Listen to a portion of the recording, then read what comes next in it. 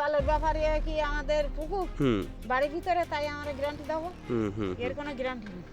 আচ্ছা, হ্যাঁ ঠিক আছে। এবারে যখন ঘন্নাই যাবে এই পর্যন্ত জল এসে যাবে, জাল তুলে দাও। আচ্ছা, তো এখন পর্যন্ত কতগুলো মাছ পড়েছে মোটামুটি? এরকম 4-500 মতন হয়ে গেছে। 400-500।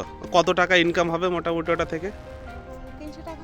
300 টাকা, মানে সারাদিন আসার পরে এই কষ্ট করে নদীতে জীবন যুদ্ধ করার পরে 300 টাকা ইনকাম, তাই তো? 250 টাকা হয়। এই যে নৌকা কিন্তু অলরেডি ভেসে আসছে এখান দিয়ে, এটা চলছে, মাছ ধরা চলছে। মাছ ধরবে বলেই সবে নদীতে এখন জোয়ার, এই মুহূর্তে জোয়ারে মাছ ধরবে বলে এসছে। আর এখানে একজন মহিলা, উনি মাছ ধরছেন, দেখাই যাচ্ছে। ওই যে জাল, ওই জালের মধ্যে মাছ, বাগদার পোনা সমস্ত কিছুই যায় এবং ওখান থেকে সেগুলোকে কালেক্ট করে এইখানে আনা হয় ফার্স্টে, এই যে এই জায়গায় আনা হয়, সেগুলোকে বেছে কালেক্ট করে আলাদা আলাদা করা হয়। মাছ এবং বাগদা, নোংরা সব কিছুকে আলাদা আলাদা করা হয়।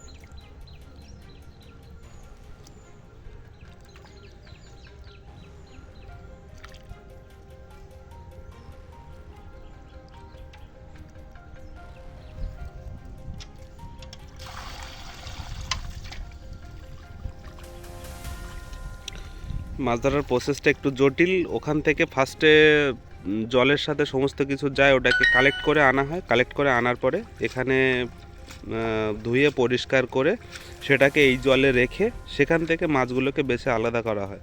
প্রসেসটা একটু জটিল, কিন্তু তারপরেও জীবন জীবিকার সন্ধানে এগুলোকে করতে হয়।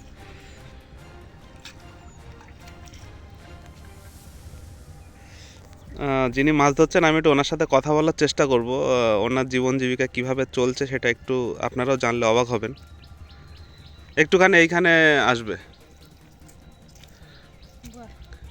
কটার দিকে এসছেন এইখানে আপনি? আইছে 6টার দিকে। 6টা? সকাল 6টা? সকাল 6টা। আর ওই ছোট ওই বাগদা জাল ওই টানা দিলাম। আচ্ছা, দেওয়ার পরে তারপর জোয়ার ফিরলে এই বেঞ্চি জাল পেতে দিছি। হ্যাঁ। এবারে যখন ঘন্নাই যাবে এই পর্যন্ত জল এসে যাবে, জাল তুলে দাও। আচ্ছা, তো এখন পর্যন্ত কতগুলো মাছ পড়েছে মোটামুটি? এরকম 4-500 মতন হয়ে গেছে। 400-500। কত টাকা ইনকাম হবে মোটামুটি ওটা থেকে? এরকম 300 টাকা। 300 টাকা, মানে সারাদিন আসার পরে এই কষ্ট করে নদীতে জীবন যুদ্ধ করার পরে 300 টাকা ইনকাম, তাই তো? 250 টাকা হয়, 200 টাকা হয়, 300 টাকা হয়। সব দিন তো সমান হয় না। জলের জিনিস বলার নেই কখন কেমন হয়। কোনোদিন 500 টাকাও হচ্ছে, আচ্ছা, সব দিন সমান হয় না। তো এখানে মোটামুটি মেনলি কি পাওয়া যায় এর মধ্যে থেকে? এই খাবার মাছ পাওয়া যায়, আর এর মধ্যে অনেক চিংড়ি মাছ আছে, সব আমরা বাড়ি নিয়ে যাই। আচ্ছা, আর যেগুলো বিক্রি করার জন্য যেগুলো, ওগুলো কি থাকে? বাগদাপোনা ওই যে হাঁড়িতে, হাঁড়িতে বাগদাপোনা, তাই তো? এই হাঁড়ির মধ্যে রাখা আছে সেগুলো? ওই ছোট ছোট ওই ওই আচ্ছা, ওইগুলো বেচে আমরা বের করে নেই তো। আচ্ছা, এইগুলো বাগদাপোনা। ভারী আসে, ভারী দিয়ে দেয়। আচ্ছা, ওনারা নিতে আসেন এখান থেকে, তাই তো? বাড়ি নিয়ে যাব, বাড়িতে আসে। তাহলে এইভাবেই চলছে জীবন জীবিকা। নদীতে তো কুমির টুমির থাকে, এর ভয় কিছু করে না? থাকে, আগে থাকতো, এখন এই যে ছোট হয়ে গেছে না হ্যাঁ, নদী, হ্যাঁ। আর সবসময় বোট চলে, আর এই এতে জল থাকে না। আচ্ছা, যখন জল ছেড়ে যায় এইটুকু জল থাকে, আচ্ছা, এর জল থাকে না, তা কুমিরটা দাঁড়াবে কোথায়? আচ্ছা, তাহলে সেই পরিমাণ এখন কুমিরের পরিমাণটা একটু কমে গেছে, তার জন্য একটু ভয় কম, তাই তো? আচ্ছা, কিন্তু রিস্ক তো থাকেই না? হ্যাঁ, রিস্ক। এমনি জলের ব্যাপারে কি আমাদের পুকুর বাড়ির ভিতরে, তাই আমরা গ্যারান্টি দেবো। এর কোনো গ্যারান্টি নেই। আচ্ছা, ঠিক আছে, তাহলে সাবধানে মাছ ধরুন। নদী এখন পুরো ভরে গেছে, তো যিনি ছিলেন উনি কিন্তু অলরেডি বাড়ি চলে গেছেন।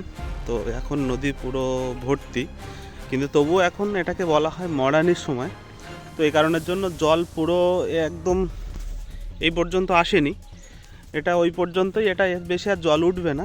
পরপর ধীরে ধীরে বাড়তে বাড়তে 2-4 দিনের মধ্যে হয়তো এই জায়গাটা এরকম আসতে পারে। এখন মোটামুটি জল উঠে গেছে যতটা, এটাই উঠবে, এটাই লাস্ট জোয়ার। তো এরপরে আবার ভাটা লাগবে। তো আজকে এই পর্যন্তই, দেখা হচ্ছে নেক্সট এপিসোডে।